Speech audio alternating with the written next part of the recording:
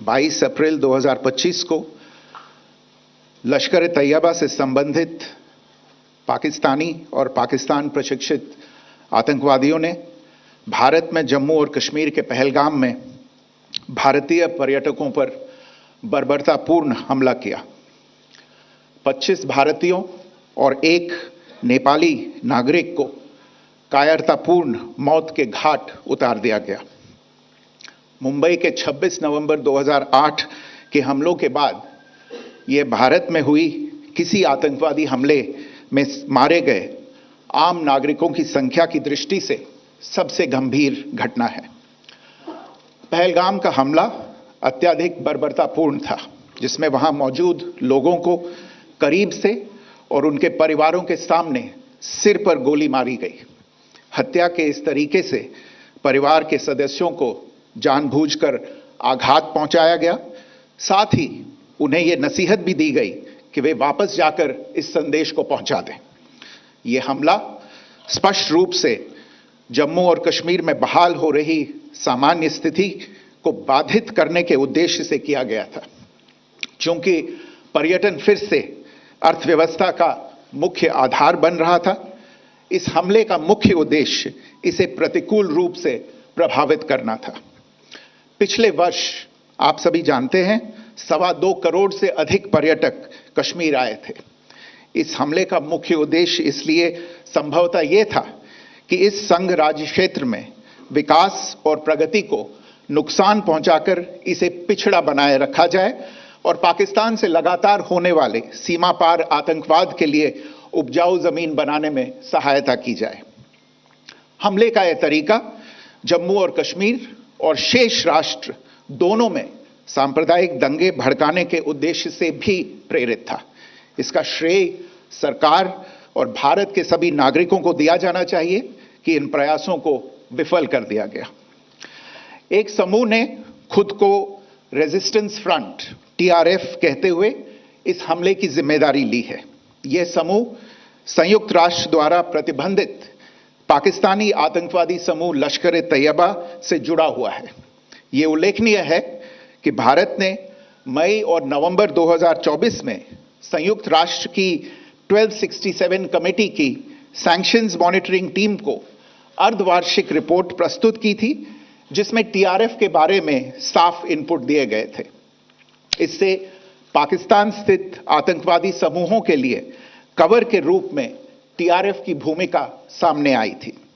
इससे पहले भी दिसंबर 2023 में भारत ने इस टीम को लश्कर तैयबा और जैश ए मोहम्मद के बारे में सूचित किया था, जो TRF जैसे छोटे आतंकवादी समूहों के माध्यम से अपनी गतिविधियों को संचालित कर रहे हैं। इस संबंध में 25 अप्रैल को UN सिक्योरिटी काउंसिल प्रेस वक्तव्य में TRF के संदर्भ को हटाने के लिए पाकिस्तान के दबाव पर भी ध्यान दिया जाना चाहिए।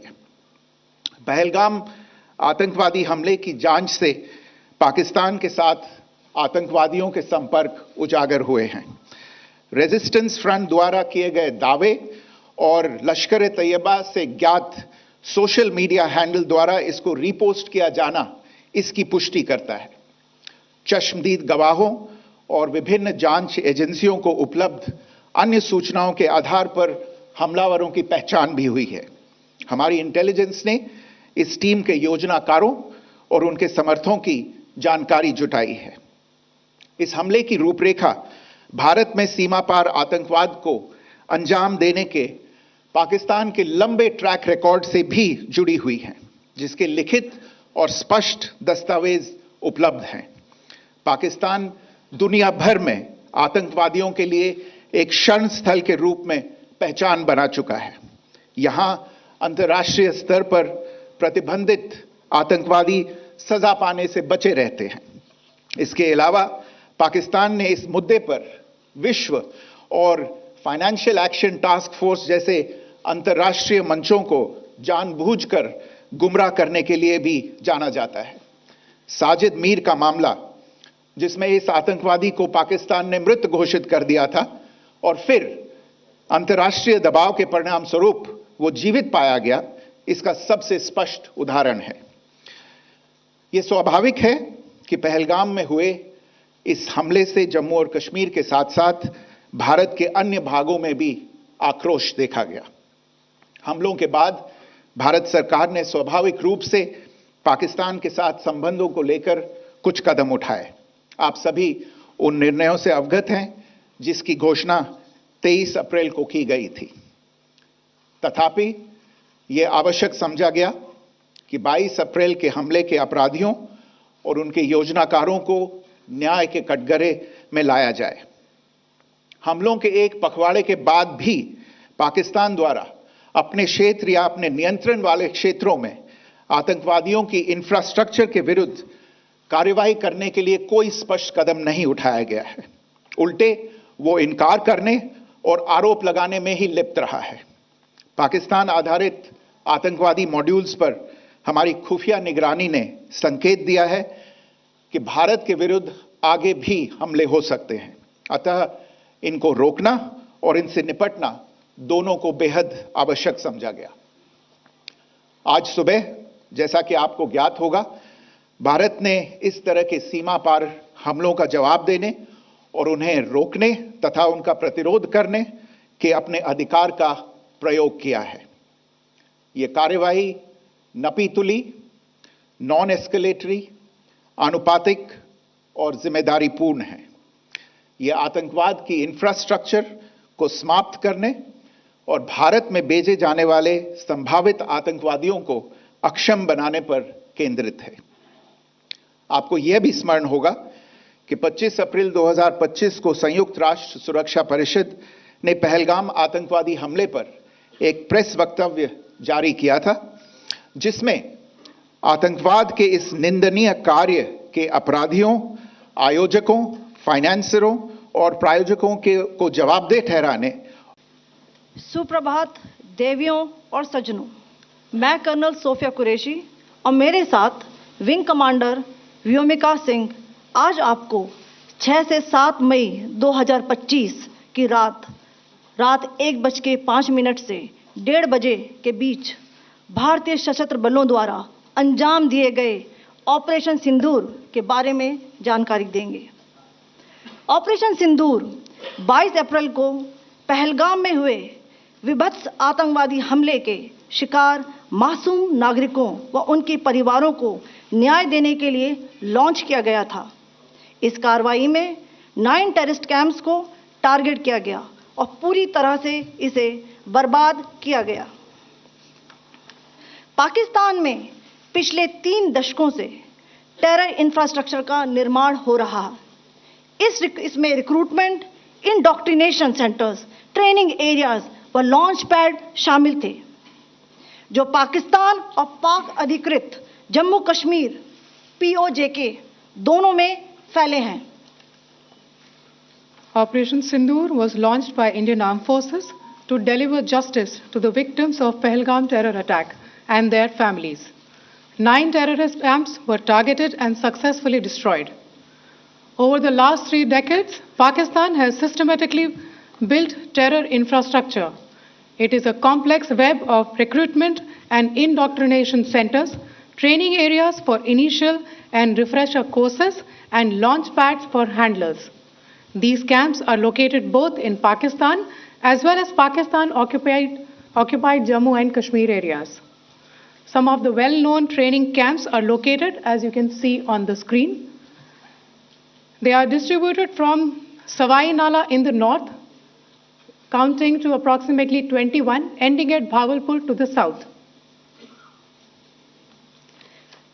इन लक्ष्यों का चयन विश्वसनीय इंटेलिजेंस सूचनाओं के आधार पर हुआ, ताकि आतंक गतिविधियों की रीढ़ तोड़ी जा सके, और यह खास ध्यान दिया गया कि निर्दोष नागरिकों और सिविलियन इंस्टॉलेशन को नुकसान न पहुंचे।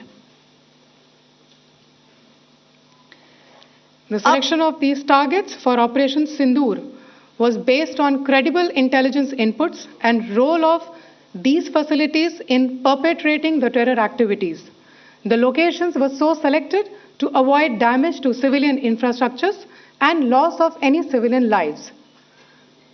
This was done with due diligence, and the camps selected for targeting and their engagement will now be shown to you one by one.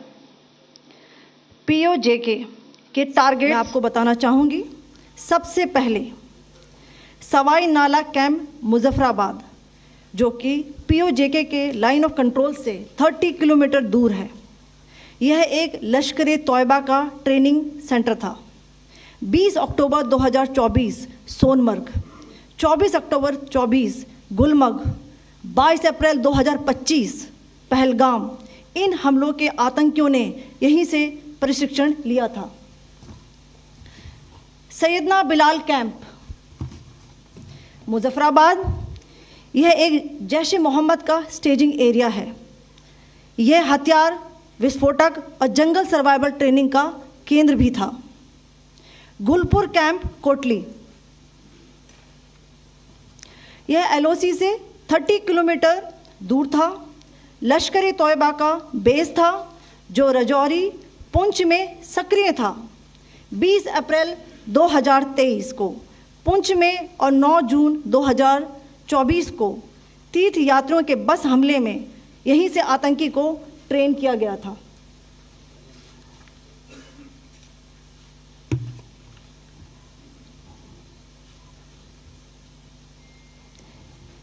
Barnala camp बिम्बर, यह एलओसी से 9 किलोमीटर दूर है।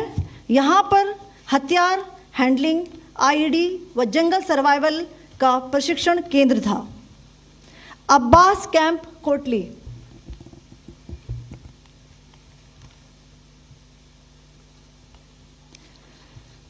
यह एलओसी से 13 किलोमीटर दूर है। लश्कर ए तोयबा का फिदाइन यहाँ तैयार होता था। इसकी कैपेसिटी 15 टेररिस्ट को ट्रेन करने की थी।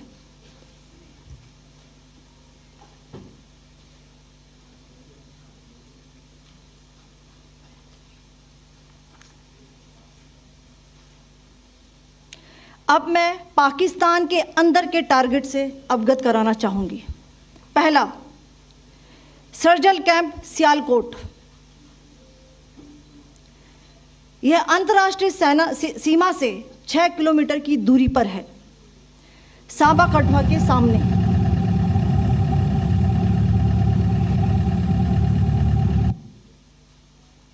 मार्च 2025 में जम्मू एंड कश्मीर पुलिस के 4 जवानों को की जो हत्या की गई थी, उन आतंकवादियों को इसी जगह पर ट्रेन किया गया था। दूसरा, महमूना जाया कैंप सियालकोट, यह 18 से 12 किलोमीटर आईबी से दूर था। हिजबुल मुजाहिदीन का बहुत बड़ा कैंप था। यह कठुआ जम्मू क्षेत्र में आतंक फैलाने का नियंत्रण केंद्र था। पठानकोट एयरफोर्स बेस पर किया गया हमला भी इसी कैंप से प्लान और डायरेक्ट किया गया था। मरकज ताइबा मुरीद के, यह आईबी से 18 से 25 किलोमीटर दूरी पर है। 2008 के मुंबई हमले के आतंकी भी यहीं से प्रशिक्षित हुए थे। अजमल कसब व डेविड हेडली भी यहाँ ट्रेन हुए थे।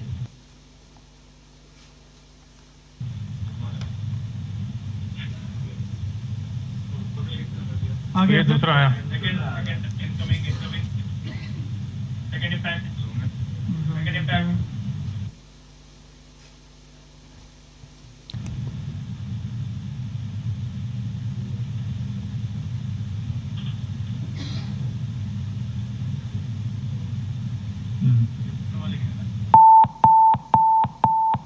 टारगेट 10 हुआ है सर अभी। टारगेट 10 हुआ, एंक्लोजर सेम ही है। 7 it is hit the target. हाँ हाँ।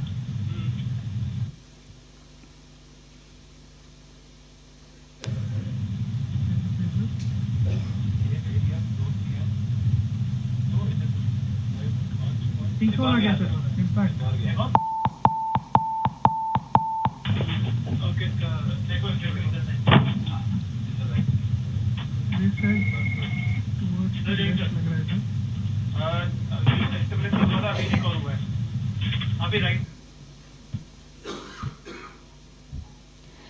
मरकज सुभान अल्लाह भावलपुर, ये इंटरनेशनल बाउंड्री से 100 किलोमीटर दूर है। जैश ए मोहम्मद का मुख्यालय था। यहाँ पर रिक्रूटमेंट, ट्रेनिंग व इंडोक्ट्रिनेशन का केंद्र भी था। शीर्ष आतंकी अक्सर यहां आते थे। मैं आप सबको बताना चाहती हूं कि किसी भी सैन्य ठिकाने का निशाना नहीं बनाया गया और अभी तक किसी तरह की नागरिक क्षति की रिपोर्ट नहीं है। धन्यवाद। जय Hind. The strike on the terror camps were undertaken through precision capability, as shown to you. A niche technology weapons with careful selection of warheads was ensured so that there will be no collateral damage. The point of impact in each of the target was a specific building or a group of buildings. All the targets were neutralized with clinical efficiency, and the results reiterate the professionalism of the Indian Armed Forces in the planning and execution of their operations. No military establishments were targeted. India has demonstrated considerable restraint in its response. However, it must be said that the Indian Armed Forces are fully prepared to respond to Pakistani misadventures, if any, that will escalate the situation. Jai Hind, and thank you very much.